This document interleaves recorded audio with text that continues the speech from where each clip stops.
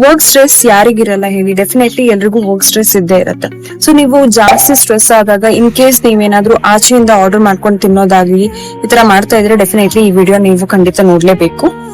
ನಾವು usually ಆಚೆಯಿಂದ order ಮಾಡ್ಕೊಂಡು ತಿನ್ನುವಾಗ ತುಂಬಾ ಫ್ಯಾಕ್ಟರ್ಸ್ ನ ಕನ್ಸಿಡರ್ ಮಾಡೋದು ತುಂಬಾ ಇಂಪಾರ್ಟೆಂಟ್. ಏನಕ್ಕಂದ್ರೆ most of the restaurant unhygienic ಆಗಿ ಫುಡ್ ಕುಕಿಂಗ್ ಏನಿರುತ್ತೆ ಅದನ್ನ ಮಾಡ್ತಿರ್ಬೋದು.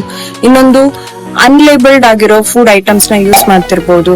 ಮತ್ತೆ ತುಂಬಾ ಫುಡ್ ಕಲರ್ಸ್ ಆಗ್ಲಿ ಅಥವಾ ಸ್ಟೋರೇಜ್ ನ ಕ್ಲೀನ್ ಆಗಿ ಇಟ್ಕೊಳ್ದೆ ಇರೋದಾಗ್ಲಿ. ಸೊ ಈ ರೀತಿ ಎಲ್ಲ ಮಾಡ್ತಾ ಇದೆ.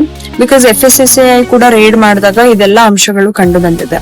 ಸೊ ಈ ರೀತಿ ನೀವು ಪದೇ ಪದೇ ಆರ್ಡರ್ ಮಾಡ್ಕೊಂಡು ತಿನ್ನೋದ್ರಿಂದ ಇನ್ ಫ್ಯೂಚರ್ ತುಂಬಾ ಹೆಲ್ತ್ ಪ್ರಾಬ್ಲಮ್ಸ್ ಫೇಸ್ ಮಾಡೋ ಕಾನ್ಸಿಕ್ವೆನ್ಸಸ್ ಅಥವಾ ತುಂಬಾ ಹೆಲ್ತ್ ಪ್ರಾಬ್ಲಮ್ಸ್ ನ ಫೇಸ್ ಮಾಡೋ ಚಾನ್ಸಸ್ ಇರುತ್ತೆ.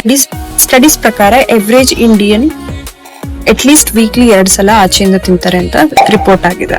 So most of the restaurants ಏನಂದ್ರೆ ನಿಮ್ಮ ಹೆಲ್ತ್ ಅನ್ನ ಅವರು ಡೆಫಿನೆಟ್ಲಿ ಕನ್ಸಿಡರ್ ಮಾಡಲ್ಲ, ಅವ್ರ ಪ್ರಾಫಿಟ್ ನೇ ಅವ್ರು ನೋಡ್ತಾ ಇರ್ತಾರೆ, ಹೌದಲ್ವಾ?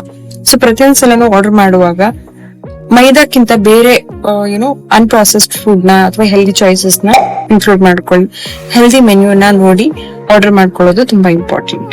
ಇನ್ಸ್ಟ್ರಕ್ಷನ್ಸ್ ಕೊಡ್ಬೋದು, ಕುಕಿಂಗ್ ಇನ್ಸ್ಟ್ರಕ್ಷನ್ಸ್ ಕೊಡ್ಬೋದು, ಲೆಸ್ ಆಯಿಲ್ ಅಥವಾ ಹೋಲ್ ಗ್ರೇನ್ಸ್ ಯೂಸ್ ಮಾಡಿ, ಆತರ ಏನಾದ್ರು ಇನ್ಸ್ಟ್ರಕ್ಷನ್ಸ್ ಕೊಡೋದ್ರಿಂದ ನಿಮಗೆ ಹೆಲ್ಪ್ ಆಗುತ್ತೆ.